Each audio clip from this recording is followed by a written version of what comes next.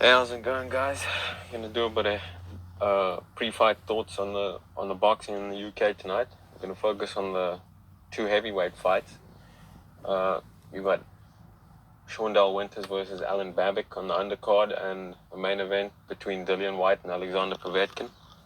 I'm gonna start off with the main event, as that's probably what most people are interested in. Povetkin versus Dillian White, two top 10 heavyweights. And I'm really excited about this fight because we haven't had any real good action in the heavyweight division or really in boxing for a while due to this pandemic and what's been going on around the world. But it's good to be back into the swing of things. And neither of these two fighters are really ever involved in a boring fight. Povetkin's going to come forwards. Skillful pressure fighter, Olympic gold medalist. Dillian White, crafty, tough, improving fight and getting fitter, stronger. His technique's getting better. He's getting sharper from fight to fight. Had this fight been a couple years ago, I probably would have been picking Povetkin pretty comfortably. But now he's in his 40s, early 40s. And on the downslope, so when you're in your 40s and stuff, your legs are the first thing to go. So if his legs go, I mean, he's going to be in a bit of trouble because I believe his legs are one of his best weapons, and he's got better legs than Dillian White in this fight. Dillian White's pretty flat-footed and sloppy, and often he's off balance in fights and stumbles around. So I give the edge in footwork and foot speed to Povetkin. And why I say this is because Povetkin's the type of fighter that he stays outside the pocket for the most parts, and then he'll jump in the pocket and he'll hit you with a sharp shot. Then he gets back out the pocket, kind of like an ambush fighter. And to be able to do that, you've got to rely on your legs and your foot speed. And him getting up in age, if his legs go or start to slow down a little bit, that could be a problem for him in this fight. If Povetkin doesn't get Dillian White out in the first 6 rounds, I think he might start to slow down and possibly Dillian White stops him late or wins a close decision. I think that left hook to the body is going to be a big part in trying to break down Povetkin. Obviously, he's going to be trying to use that jab of his in this fight to try and keep Povetkin at bay. However, the Povetkin's one of the better fighters in the division at taking away the jab. I mean, that's kind of what he's done throughout his career. Is he slips inside the jab, he throws that right hand over the top, or he goes to that big left hook of his. It should be an entertaining fight. I'm leaning to Dillian White. I think he possibly stops Povetkin late in the fight. Probably around the 8 to 10 round mark.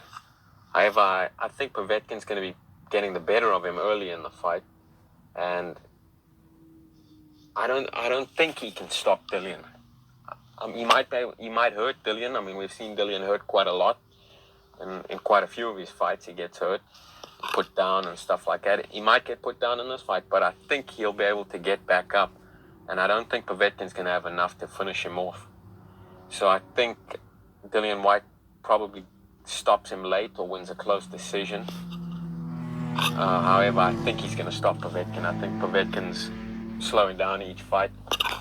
We saw he got hit by some shots by Michael Hunter, and he was wobbled in that fight and hurt in that fight. Was a tough fight, although Michael Hunter is a high-level fighter and possibly around the top 15 in the heavyweight division, top 10. He had a draw with Povetkin, obviously, so that's proof of that. But he's a smaller guy, and I think Dillian's going to be able to impose himself on Povetkin down the stretch. Those body shots and hitting him with jabs when Povetkin starts getting tired. And I think he's going to be able to stop Povetkin. However, like I say, I won't be surprised if there's a couple of scary moments and rough moments in the fight for Dillian, but I think he's going to be able to come through it. He's really tough, mentally tough. One of the best body punchers in the division. Got a real nice left hook on him, and his jab's really coming on as well. So I think if he's going to put that to good use in the fight, and, get the job done over Povetkin in a hard-fought, tough fight, and leaning towards a late stoppage, as I said earlier. Then early on in the night, you got Shawndell Winters versus Alen Babic, and this is Alen Babic's fourth pro fight.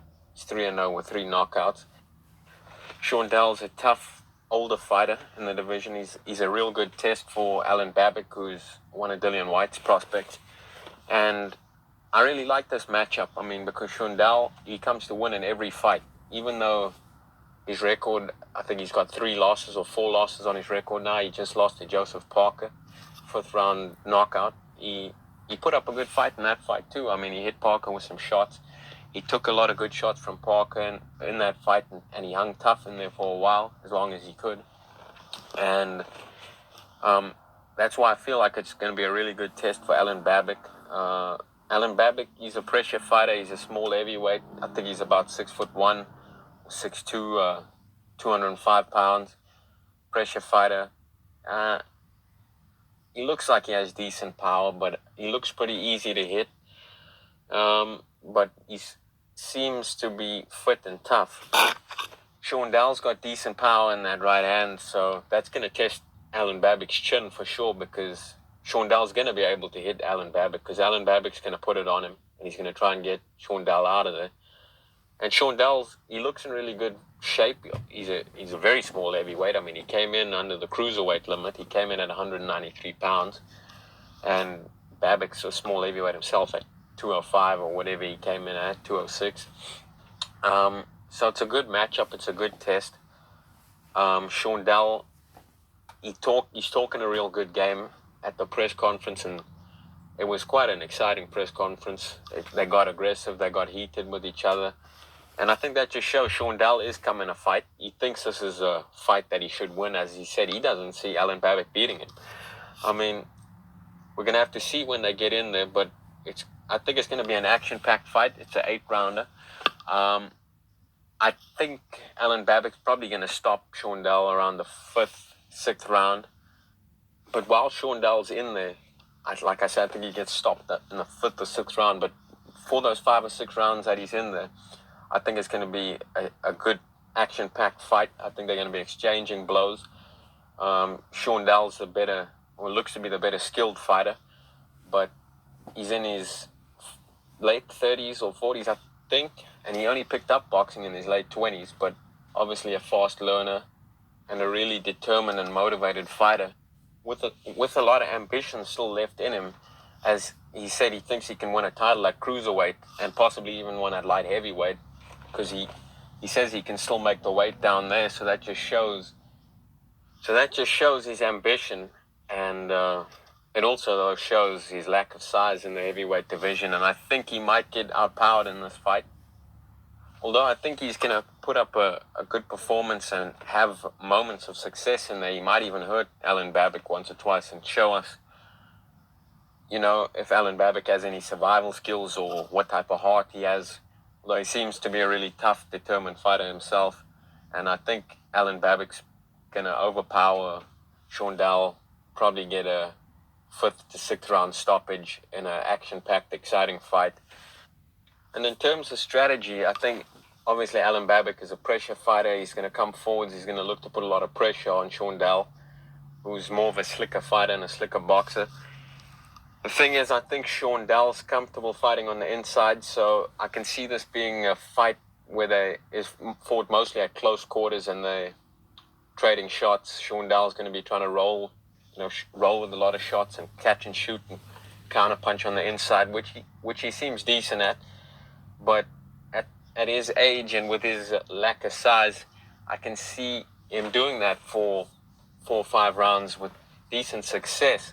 And then maybe Alen Babic kind of slowing him down and tiring him out and getting that stoppage later on in the fight around the 5th, 6th round. Shawndell might start off the fight with a bit of movement, trying to box and move, maybe try and use the jab a bit. But from the fights I've seen of him, it doesn't look like he's that good of a mover, although he can box and move. But I think at his age, his legs won't be able to do that for 8 rounds with the type of pressure that I think Alen Babic is going to put on him. And I think he's going to have to sit in the pocket and bang a bit with Alen Babic, which he is comfortable doing. And he's pretty good at it, catching and shooting and rolling with the shots and countering on the inside. He's a decent inside fighter, and that's why I think this is a decent matchup and a competitive matchup, which I'm looking forward to seeing, because this will really show us if Alen Babic is going to be a prospect to look out for in the heavyweight division, or whether he's going to be a non-factor in the heavyweight division, which he may well end up being a non-factor in the heavyweight division regardless, as he may just be too small and too easy to hit for the bigger heavyweights in the division. But we'll find out in due time. Should be a good fight, should be exciting, and overall it's a decent night of boxing. I'm looking forward to it.